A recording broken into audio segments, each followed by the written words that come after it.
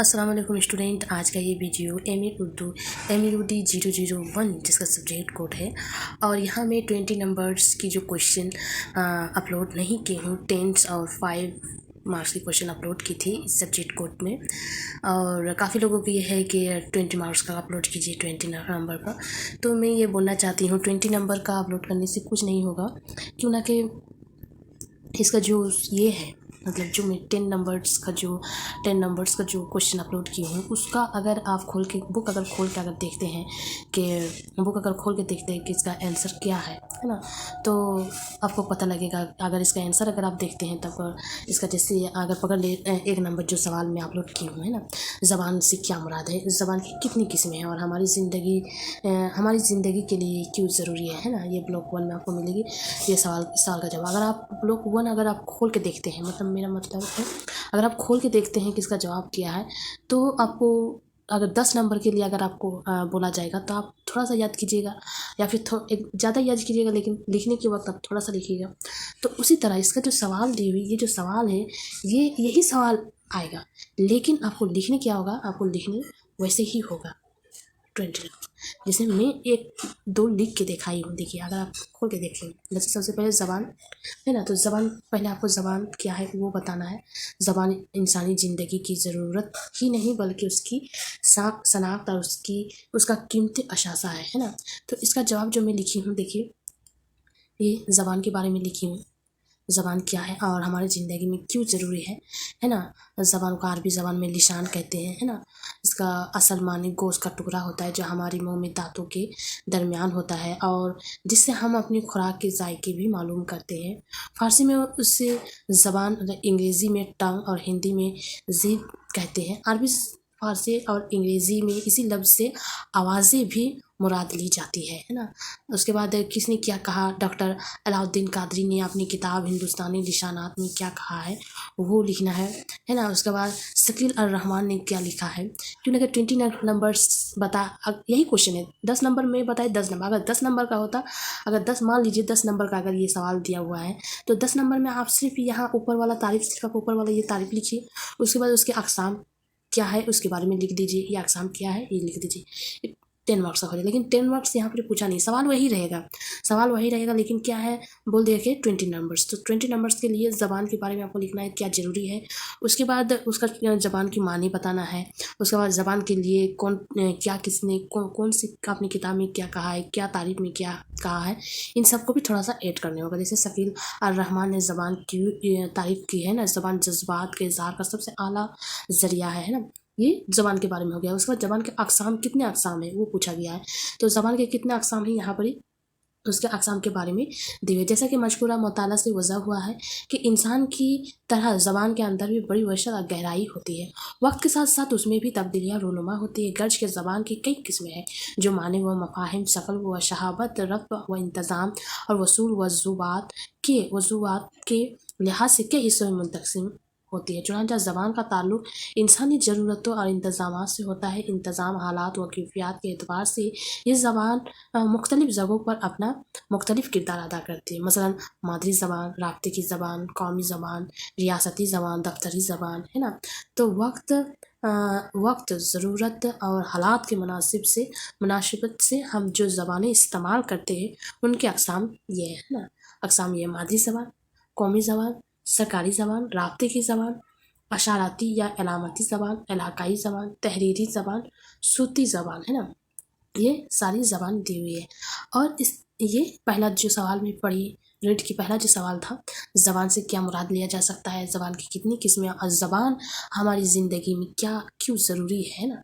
अगर ये ज़बान नहीं होती तो एक दूसरे से रब्ता करना बहुत ही मुश्किल होता है, इशारों से काम करने होता है ना। तो जो ये नेमत है इंसान के लिए क्या हम इस ज़बान के बारे में जानते हैं, बोलते हैं, बोल पाते हैं और बोलने के बाद जो दूसरा जिसके लिए हम बोल रहे हैं वो भी समझ सकता है, वो ज़बान के लिए बहुत ज़रूरी है।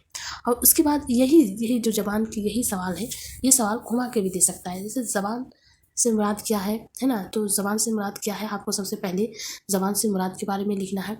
या फिर ये भी बोल सकता है कि ज़बान की कितने अक़साम हैं और किसी 2 पर किसी दो ज़बान पर तफसीली नोट लिखिए, है ना। तो इसका सवाल ये है, ज़बान के कितने अक़साम हैं?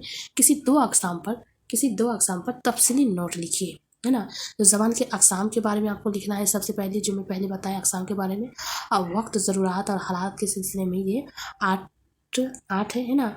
उसके बाद यहाँ पर ही देखिए, किसी दो पर लिखना है तो यहाँ पर ही मादरी ज़बान, है ना। मादरी ज़बान वो ज़बान है जो बच्चा पैदाइश के बाद माँ बाप अपने आसपास और माहौल से सीखता है, जो धीरे धीरे उसके ज़हन व दिल और में शरीयत करती जाती है। मादरी ज़बान उसके खून में शामिल होती है ना, हकीकत ये है। उसके बाद कौमी ज़बान, किसी भी कौम या मुल्क की ये एक शनाख्ती ज़बान होती है, जिससे उस मुल्क के लिहाज अंदाज़े गुफ्तगू या फिर वहाँ की मौजूदी तारीख का पता चलता है। जैसे कोई वेस्ट बंगाल में रहता है तो उसकी जो कौमी ज़बान है वो बंगाली होगा, है ना। तो उसी तरह जो दूसरा कश्मीर में अगर होगा तो उसका कौमी ज़बान कश्मीरी होगा।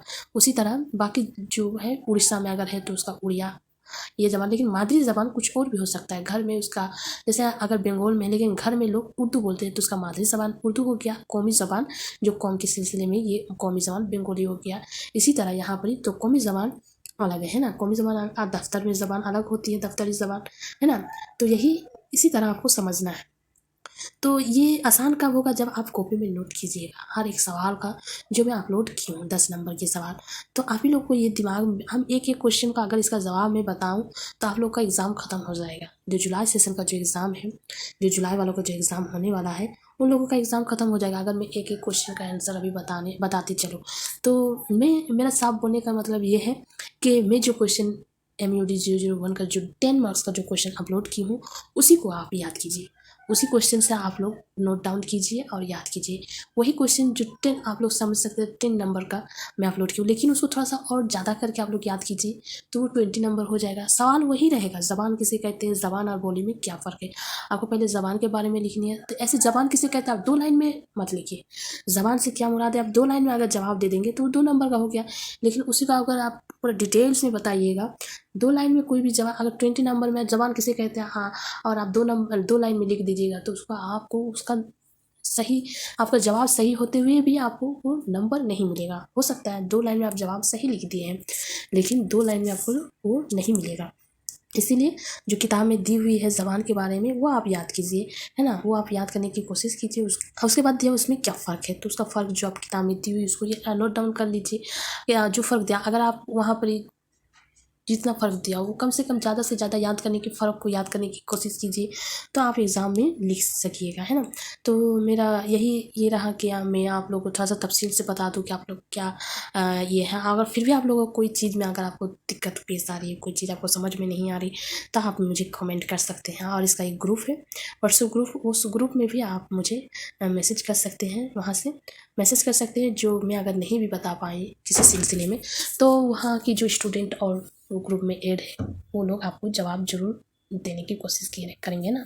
डिस्कस करने से यह जो प्रॉब्लम है वो सॉल्व हो सकती है। अगर आप डिस्कस कीजिएगा तो आपका प्रॉब्लम जो है वो सॉल्व होगा।